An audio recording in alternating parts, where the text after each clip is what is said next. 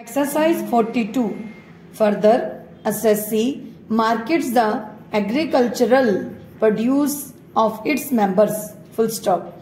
It retains the sale proceeds in many cases. Full stop.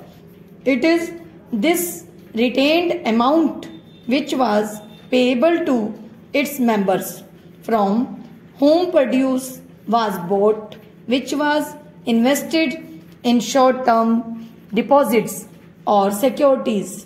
Full stop. Such an amount which was retained by the assessee society was a liability and it was shown in the balance sheet on the liability side. Full stop. Therefore, to that extent, such interest income cannot be said to be attributable either to the activity mentioned in section 80p2 of the Act. Full stop.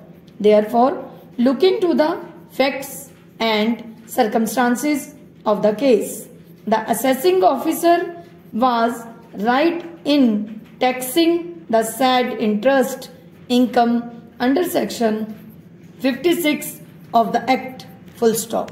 Next para. To say that the source of income is not relevant for deciding the applicability of section 80p of the Act would not be correct because weightage needs be given to the words the whole of the amount of profits and gains of business attributable to one of the activities specified in section 80p2 of the Act. Full stop. The words the whole of the amount of profits and gains of business emphasize that the income in respect of which deduction is sought must constitute the operational income and not the other income which accrues to the society. Full stop. Next para. As regards validity of the notice under section 148 of the Act to reopen the assessment, it is essentially concerns factual aspect. Full stop. The tribunal is the final fact finding authority act under the Act. Full stop. It has been a finding of fact that though the written communication of the sanction which has no prescribed format was received by the assessing officer on 8th June 2001, but the approval of sanction for reopening of assessment in terms of section 148 of the Act read with section 151 existed even prior to 31st May 2001.